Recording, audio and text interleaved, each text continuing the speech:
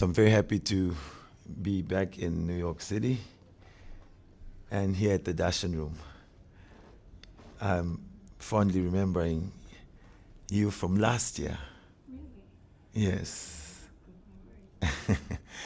And so, anyway, I just came from a different engagement. I just want to share that before we start. And this engagement was, we're invited for a lunch.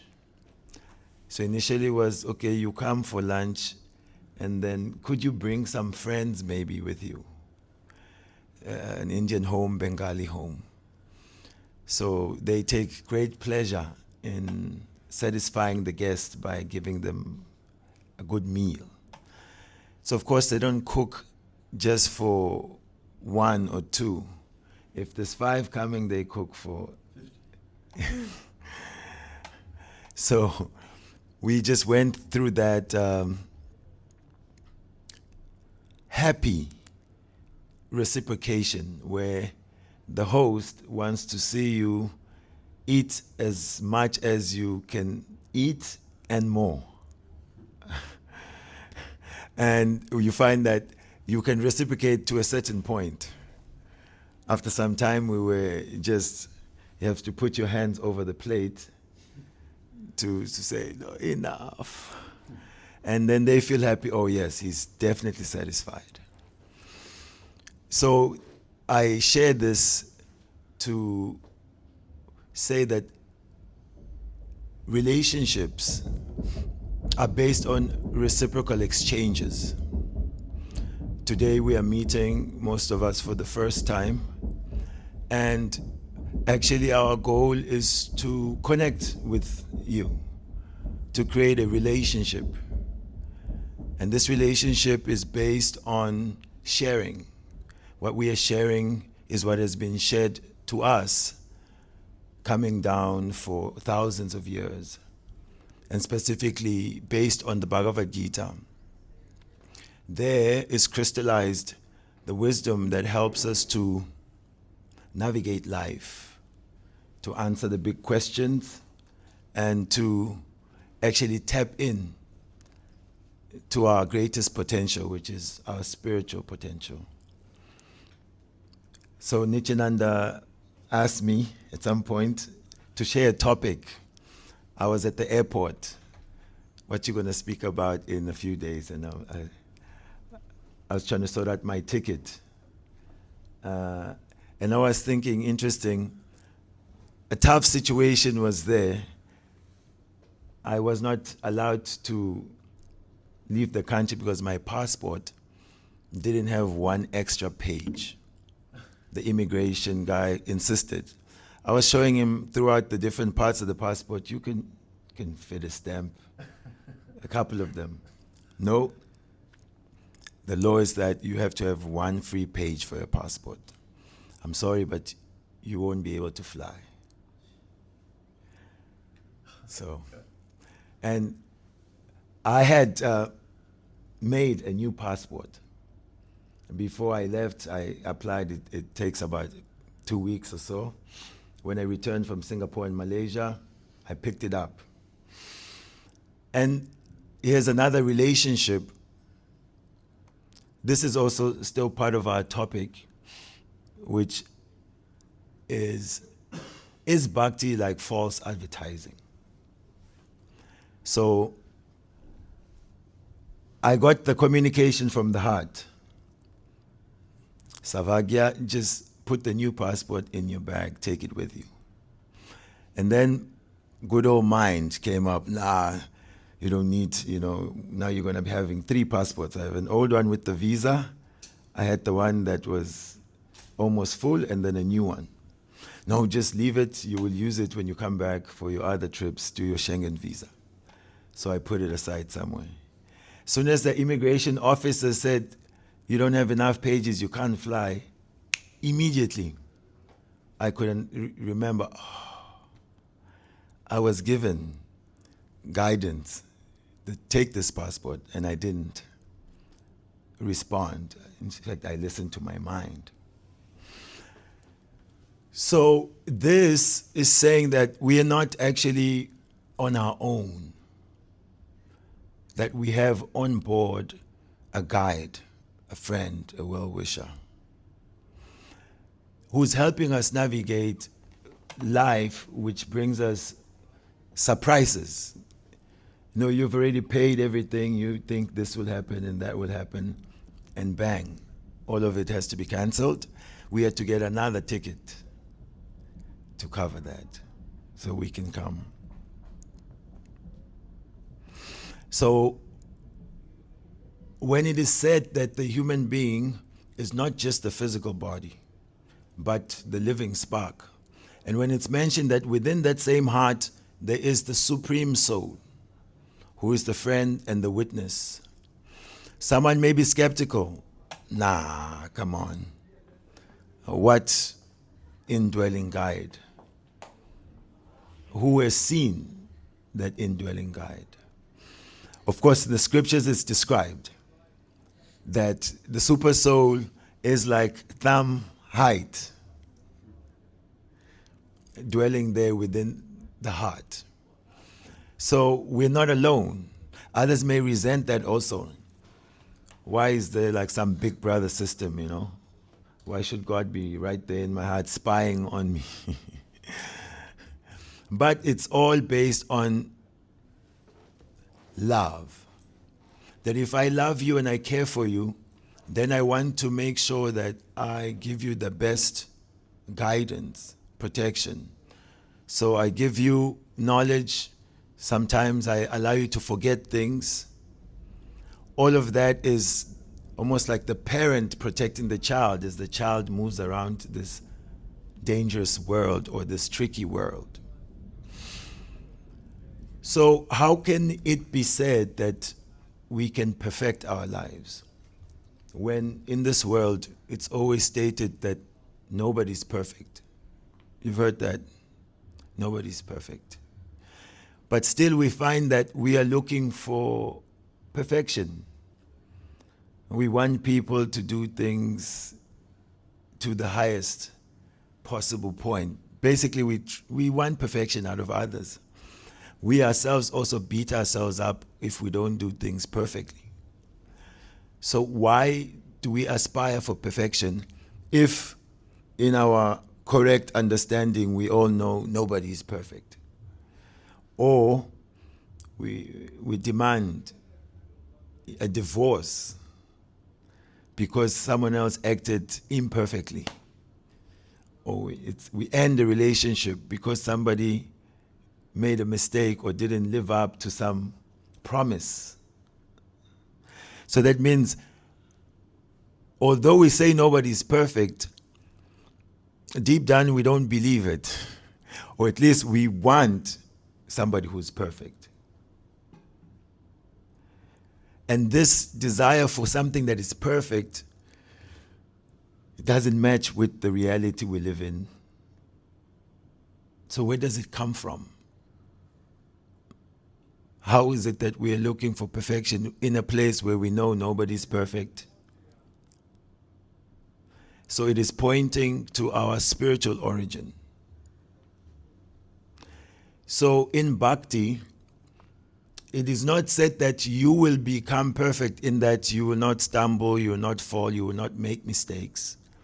But in Bhakti, this perfection is that we know we have a well-wisher who is perfectly merciful, perfectly graceful, who understands us more than we understand ourselves and is actually our well-wisher. Krishna is ready to support us, pick us up, encourage us through it all. And so the perfection that is being sold is the willingness to align with Krishna's guidance. The willingness to stumble, get up, dust yourself, and get back to your friend. Oh, that didn't go as planned, Krishna. But this is my sincere desire. I'd love to get back to the perfect relationship, because that's what we're looking for.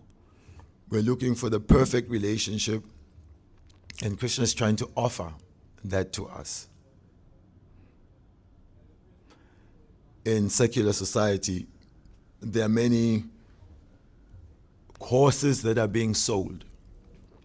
You pay $499 and you attend 10-day this and that so that you become the best version of yourself. So everyone is looking, they want the best version. And it's advertised properly, you may pay the money.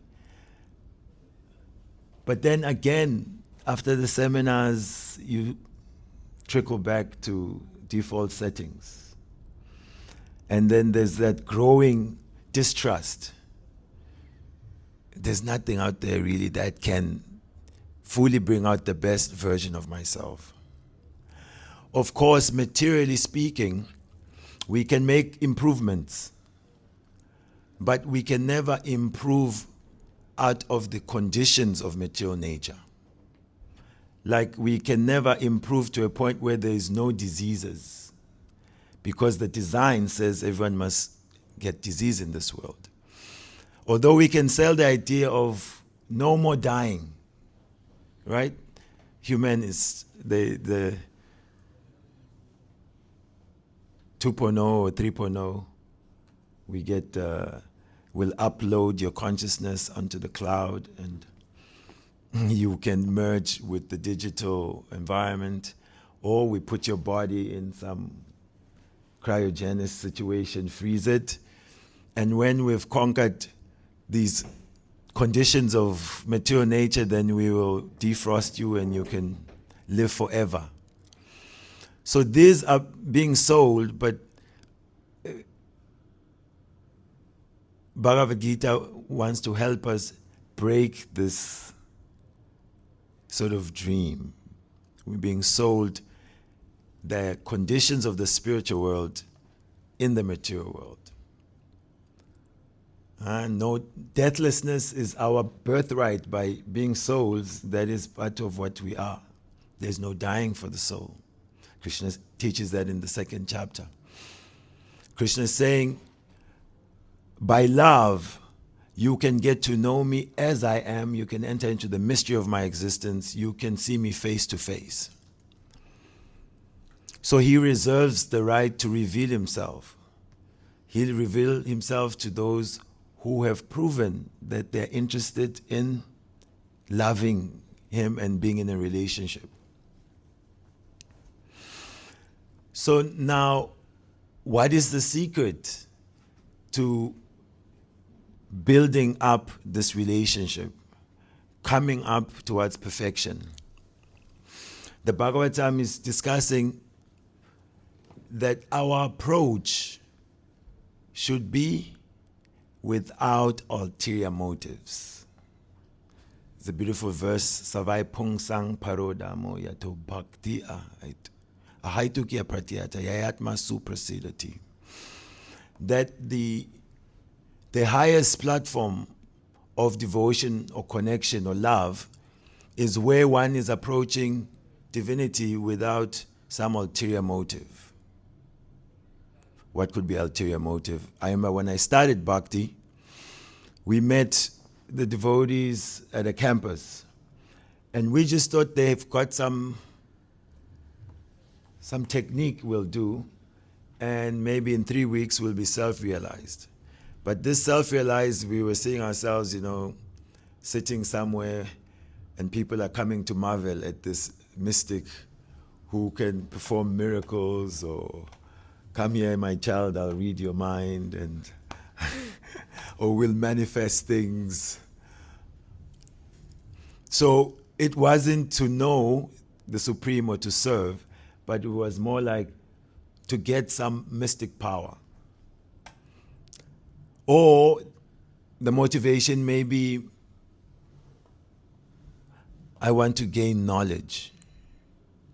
All of this is good. I'm having a bad time financially. Then I want to approach the Supreme. I have some things that I'm inquisitive about. What does Bhagavad Gita have to say about this? Krishna says this is all good. Those people who come with motivations, But out of all of these, the one who wants knowledge is the best. Because if you want money, what if you get the money, then that's it, relationship finished. Thank you very much. If you're inquisitive, you may discover, okay, this is how they do it compared to this group or that group. Then that's sorted, you're on your way. But if you're looking for knowledge of the absolute truth, that means that rabbit hole doesn't end. Because the object of knowledge is infinite.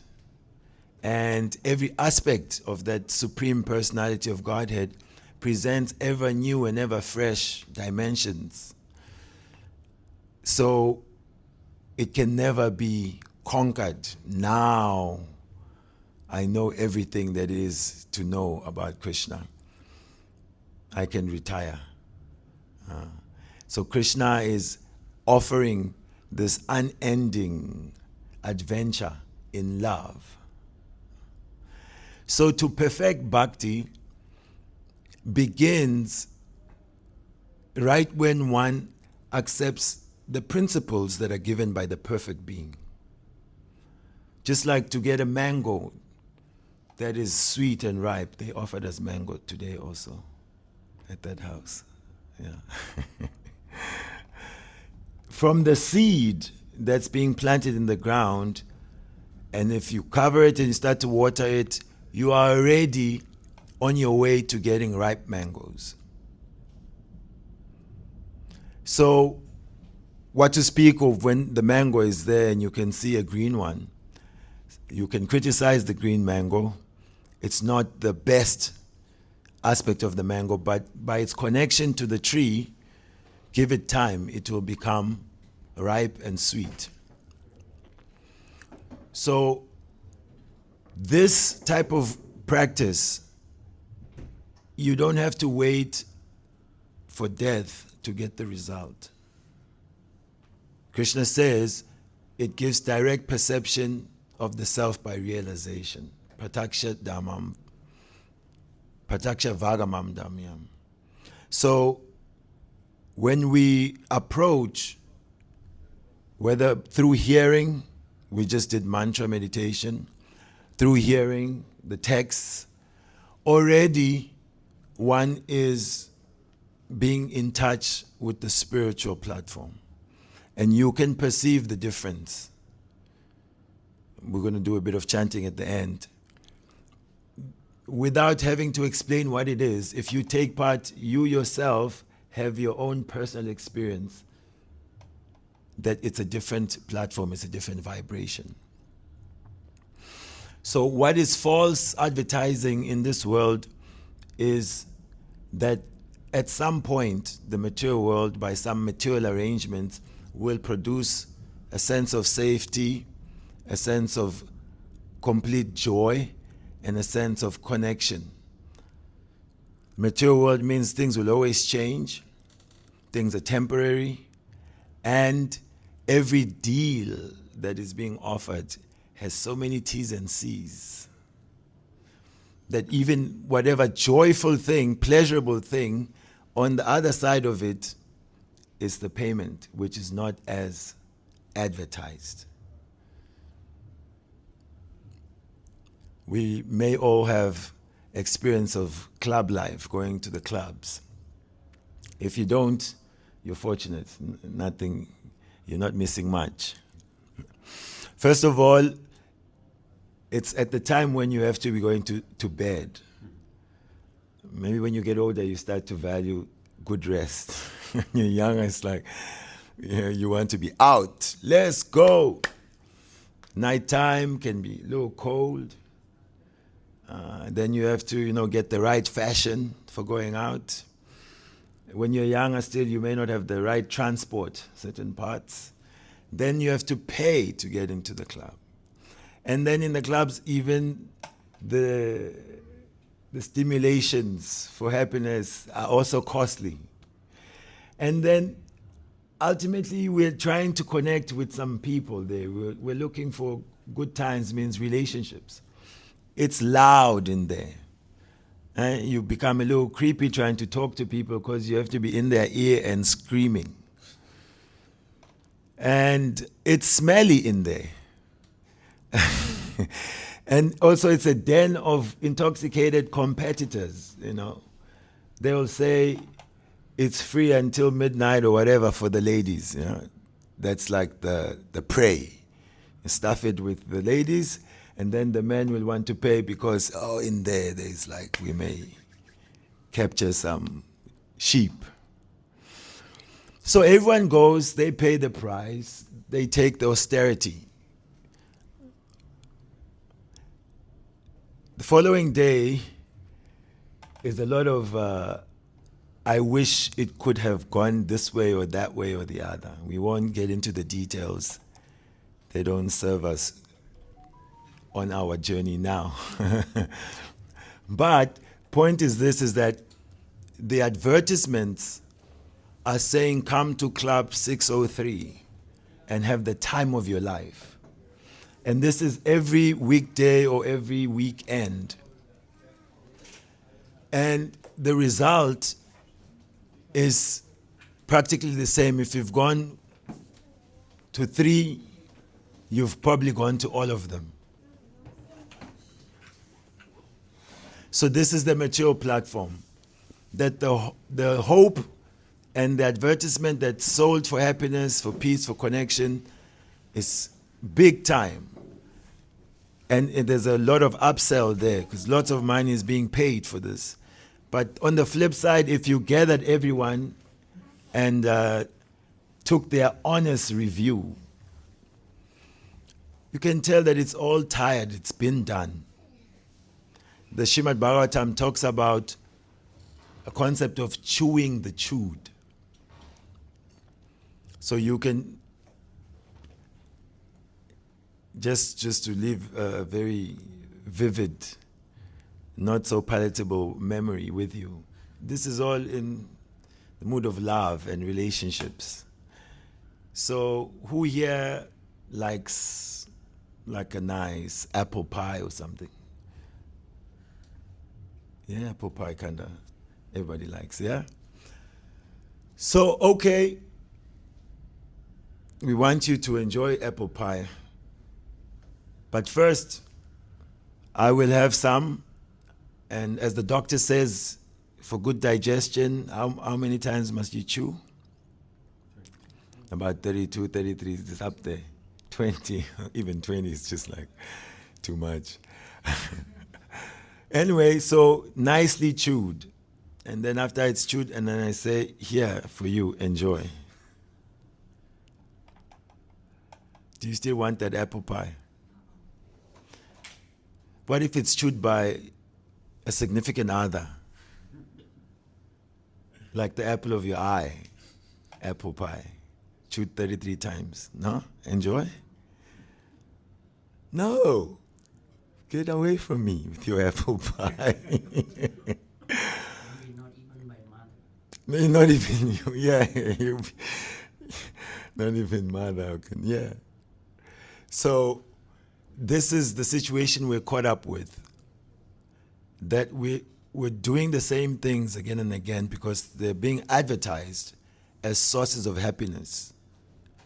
And so we go for it. And we go for it again and again.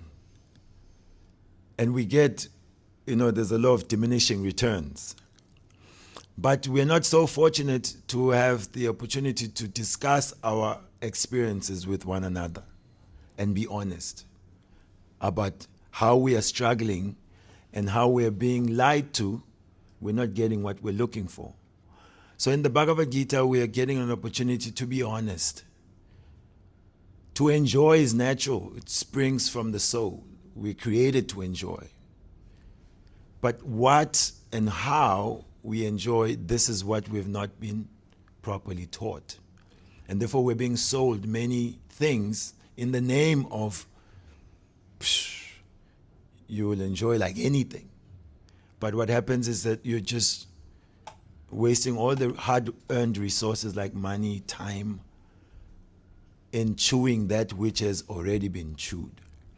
The generation of the 60s, they think they were the best enjoyers, 70s, they think, these kids don't know about enjoying. 80s, now every generation thinks They are the ones that know how to enjoy.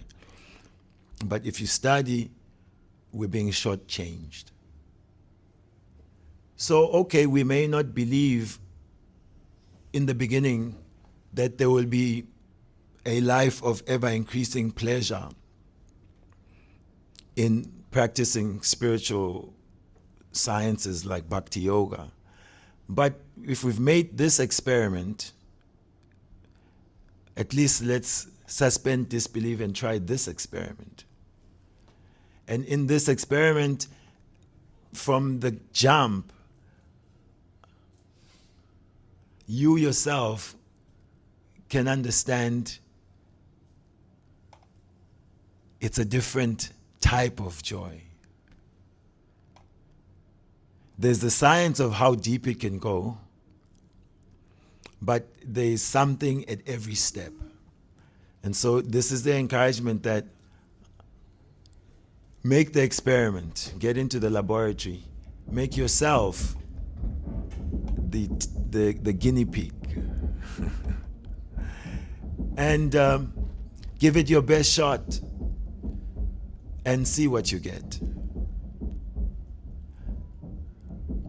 So this is our cell today, is that you are a spiritual being and you are craving something of your own nature. So that means something spiritual can satisfy something spiritual. Currently, we're always spiritual beings, but we're trying to get out of matter something that can satisfy us. But we're just getting drops of it, hints at best. Now, if we take the time to absorb and take in more spiritual talks, mantra, spiritualized food, increase the circle of friends that are spiritually vibrant, then our consciousness will be imbued with that spiritual vibration, and it's a revolution. And I'll tell you, it's cheaper. And I think, if you don't understand cheap is good, then, in other senses, materially, if it's cheap, it may not stay with you for long. So sometimes it's not that good quality, but it's being sold for more. For spiritual life, it's your birthright. Therefore, we're trying very hard to give it without any cost. The only cost is just your willingness to take it in. So we thank you for coming out for the experiment, and want to encourage that if at all we say we love ourselves, then let us see the traps that the illusory energy is putting everywhere by selling us the same story that it sold our great-great-great-great-grandparents. That if you just do what the culture says, you will be happy. Therefore, many people are frustrated. They're doing everything that the culture says we should do to be happy, but we find it's not really, really clicking. So let's be rebellious. Yes, let's club at the Krishna spot. Yes, let's pay to eat spiritualized food. Let's try to see a world that's not directly before our eyes, through our ears. And they're selling us Mars. Like, who here really would like to go to Mars? Get on one of those SpaceX, sometimes they explode, rockets. And also what we're going to do in Mars differently. We'll still have to go to bed, try to eat, cook a meal, try to find some Mars low toilet, something, try to get some boyfriend, husband, wife, same drama. But it's for people who are hopeful, you can sell this like humanity, we are going. But if you ask even how much it will cost to go there, it's not humanity's going.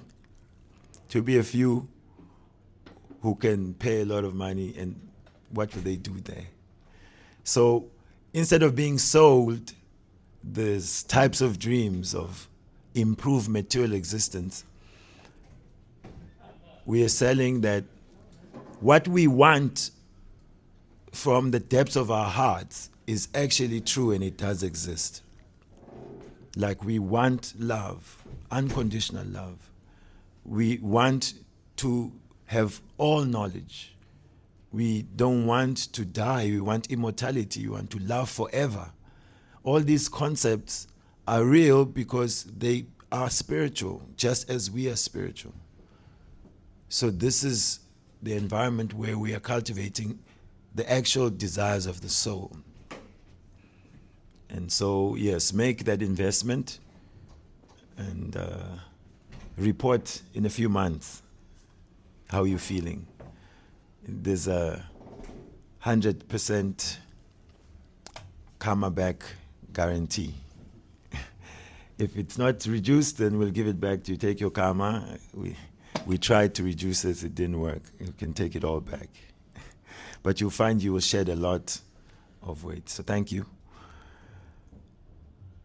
Anyone has any thoughts to share?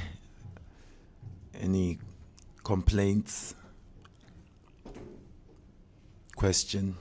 I just got here. I got myself pretty late here to the session too late, but I just heard you saying dropping, like shedding karma, you said? Mm. And lately I've been thinking about that and the chanting of the Maha Mantra. It's been fabulous. Yesterday I went to the Bhakti Center, and gladly there is one of the sisters that is there. She got herself on the harmonium after the session was finished.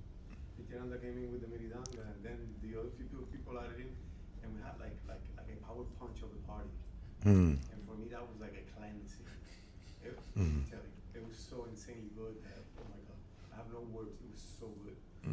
I got home like, why am I feeling so light and so good and so happy? So I don't know, just adding that to whatever you guys were talking about for my tardiness. No, thank you for that. Yeah, you just drop heaps of like burdens that you don't know you're carrying around sometimes. Yeah. So in the earlier part, you were talking about hearing the voice of the Lord and not responding or responding to it. And so I wrote this diary entry, 2013. I was doing the service on the altar in Dallas, and the way it was like very robotic. It's like everything, like do it quick and like precise and efficient. And I woke up that day. I was just like in this grumpy mood, and I was thinking, I hope nobody gets in my way. I was in my own way. And so I was thinking like this, and I dropped this whole container of like puffed rice, like they call it in America Rice Krispies, like all this puffed rice. I dropped it on the floor, made this big mess. And while I was doing all this service, I was listening to my teacher, my guru, give a lecture. And so I paused it and I cleaned up everything. And I was in this mood. And so after I cleaned it all up, I unpaused the lecture. And then the next two sentences were, sometimes we're in the proper state of consciousness, and Krishna will send us a lesson, and still we don't learn. And I was okay, I give up. I will give up this holding on to this mood. And then the other one I was thinking is you were mentioning the heirs of Amrita. So I have a verse from the Shweta Shvatara Upanishad. Shinvantu Vishve Amritasya Putra. You are all children of immortality. Of Amrita. You are the heirs of the nectar of mortality. Yes, but we've we've surrendered to this heap of, yes, you can decide what heap it is that we've surrendered to. And sometimes we are not even eager to be inspired to rise. And people feel, no, I don't want to go there because they're going to tell me to, get on the spiritual journey. They're going to remind me that I should do the chanting. So mature nature is so oppressive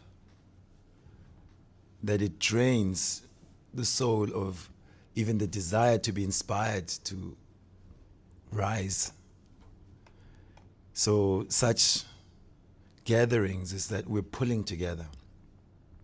Because alone, we don't really have the strength to reverse what's going on in society, what's going on around us in New York City.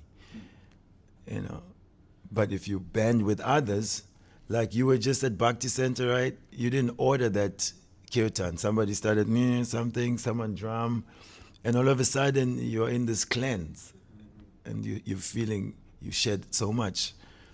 So this is what we're doing, is that the revolution, the great escape, it won't be just individual prison breaks.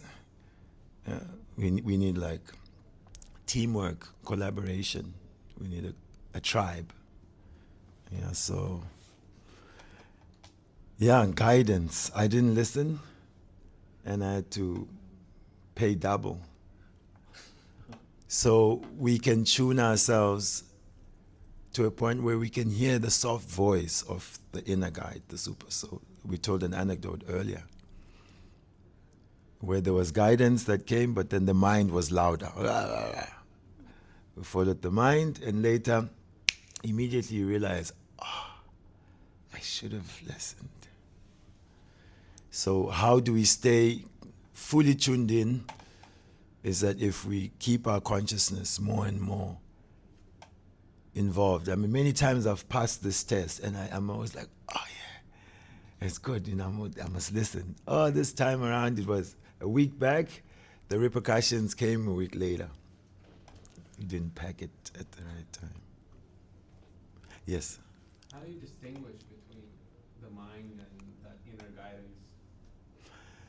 One aspect of it is that the inner guidance is very gentle, very soft. It's not pushy at all. It's just like very clear,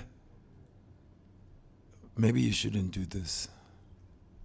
You hear it, but then there's this ego kicks in, where you want to make the plan, you want to be in charge.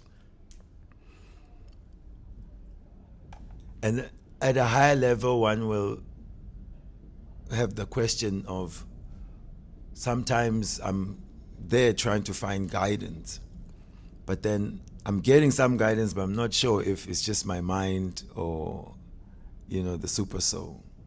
So like that, for especially important decisions, we have to consult. So there's like a 3-step process that's given. You can check with your spiritual guide, guru, check with your mentors, and also you can check with the scriptures. If whatever I'm trying to do is aligning with my highest objectives. But most of the time it's like on the run. So the mind is always thinking what will be most enjoyable. It's like passion. So it means quick fix. Whereas the super soul, it's aligned with your long-term happiness and wellness. So you could say it's goodness, calm, sober. Mind is like, So it's like, stop it with that boring plan. Let's do this. So slowly you will get to learn the difference as you do mantra meditation. You start to separate the self, the soul, from the mind. And then you also, Krishna says, those who have conquered the mind, then the super soul is reached. Then they naturally just are working based on the direction of the super soul. So it's not cheap. Like I'm practicing, and someone may think, oh, you really got it. I just failed big time. Recently, I was told to pack the passport. I didn't do it. The week later, I have to pay another ticket. Yeah. So it's a very delicate science where one really tunes in, and that's when the mind has been sort of conquered and made into a servant. To go forward on that line of thinking, the process sometimes can be very long, right? To be able to discriminate Yes. what your inner intuition or super soul wants you to do versus what the mind does. Mm. I mean, it might be a long process, even though you might be doing your kirtan and your japa, but after you finish it, you're exposed back to the material world and day-to-day problems with the material world. How does one Yes. get back? Yeah, we touched on that within the bhakti process, is that there's room, definitely it's for us who are imperfect, who are not in control of all the faculties, who don't know how to properly use human form of life. So the stumbling and the faltering and the falling is just like how the parent, when the child is trying to learn how to walk, how many times do they fall? The parent is not there to say, failure, you nonsense, can't walk. But, picks the child up, encourages them. So because spiritual existence is eternal, we are eternal. We slowly have to also break away from the timelines of this one small life. So now our success here is just the more we can align with the guidance given by Krishna in the scriptures, or those that we revere or are advanced on the path, that is steps in perfection. That is the practice that we're getting. Even in the failures, right, you get the inspiration because now you can decode it properly. Like now I'm always thinking, I really have to listen carefully. Otherwise it costs me so much energy and time. So process works for us in these turbulent times. We just keep going back to it, and incrementally we will get better. Yeah.